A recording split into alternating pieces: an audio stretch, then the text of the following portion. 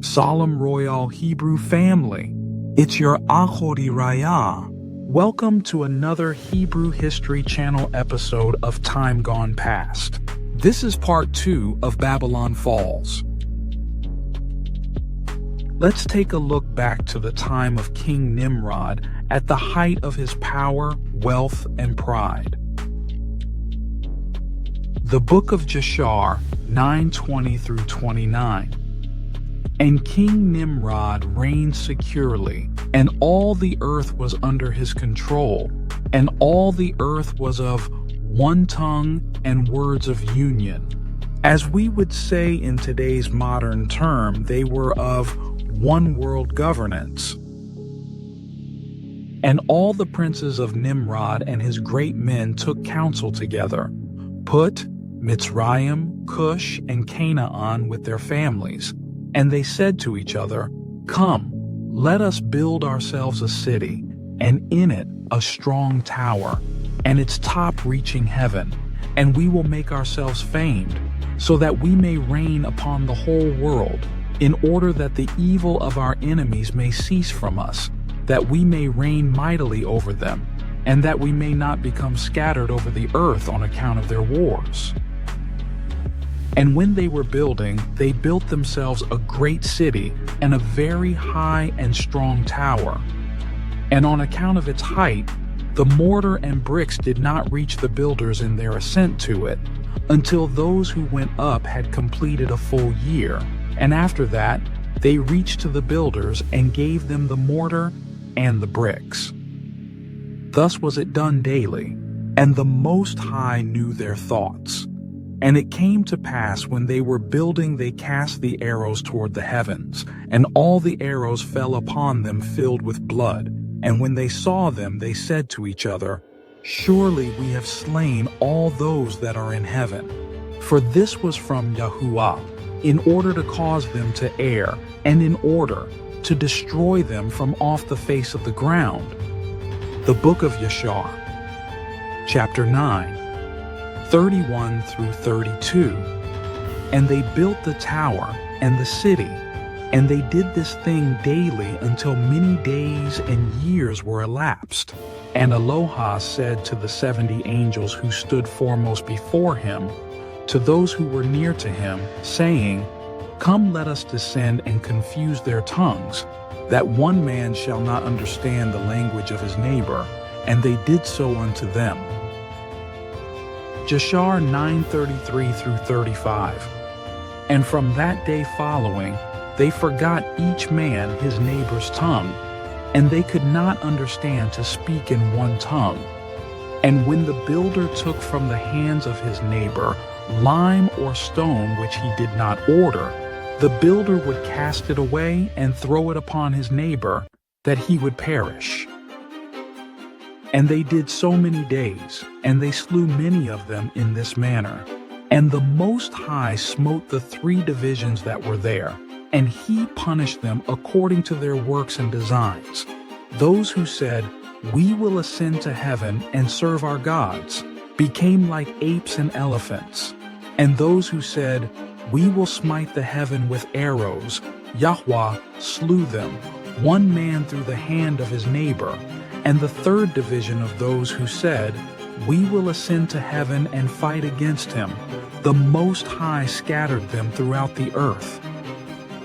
According to Jasher 27:15, Nimrod lived 215 years. He was beheaded by Esau, and the golden fleece that was stolen by Ham from Noah was stolen by Esau and is still in the hands of his descendants. They are the mighty hunters and rulers of this world. Yahuwah punished the sons of Qana'an. He destroyed their cities, and Yahuwah severed the head of Cush's son Nimrod. Based on my research, our great-grandfather Rayah may have been born during the time that Ham's grandsons, the Canaanites, stole a very large portion of Shem's land, according to Jubilees 10:28 through 35. But he did not hearken unto them, and for this reason that land is named Qana'an. I believe that it's during this time of the rise of the Kushite Empire, our great-great-grandfather Peleg was born, and the royal family began to migrate up into the lands of Ur. Around the time that our great-grandfather Rayah was born, it seems they may have journeyed from the south of Afra, which was part of Shem's land in the book of Jubilees 8:15, and the royal family settled in the plain of the land of Shinar or Sennar. Rayah may have seen the building of the first cities in Ur of the Chaldees, in the capital city of Babylon. And our beloved great-uncle Abraham was born in Babel, and may have seen the destruction of the Tower of Babel. Abraham must have also witnessed the destruction of the cities and the scattering of all the other nations. My research shows that during the time of Terach's life is when we should place the reign of Nimrod and the building of the Tower of Babel. Genesis 11:1-9. This is why Haran and Abram is said to be a native of Ur of Chaldees. Yet there is no record of Terach or his father Nahor being a native to Ur. Genesis 11:28. According to Jubilees 8:15, Shem's lands are in the middle of the earth, which includes southwest and in the south of the earth, pre-Pangea. But they sojourned and lived in Afra, or what is known today as Africa. The birth of Nimrod was smiled on by the Most High, and he winked at the deception of Ham when he gave the holy golden fleece to his son Cush. So, Cush was pleased to give the holy golden fleece over to his favorite son, Nimrod. During the life of the king Nimrod, while he built the Tower of Babel, he possessed the golden fleece or holy garment that was stolen by his grandfather Ham, as stated in the book of Jasher 7:23-30. Yet Canaan was cursed because he and his sons stole lands that belonged to Shem. The Most High is not pleased with land stealing, and he punished and cursed Qana'an for it.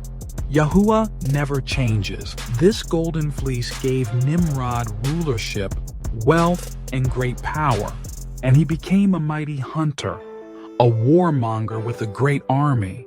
But he became drunk with power. He fell into wicked abominations and was overtaken by dark powers that caused him to err. The Most High let the sons of Ham steal land, build their cities and towers. He then gave them over to darkness and wicked abominations. Is history repeating itself? Most of the world speaks one language, and we find ourselves heading into one religion and one governance. But there is nothing new under the sun, right? Will Yahuwah come down and repeat his judgment that he proclaimed thousands of years ago? We will have to see. But as I always say, do your own research. All praises to the Most High, Yahuwah, and glory to our beloved Hamashiach, Yahusha, our future King. Todah for watching. Please join me on our next exciting historic journey, the story of Isaac. I pray that it is a bar-uk for the whole royal Hebrew family. Shalom.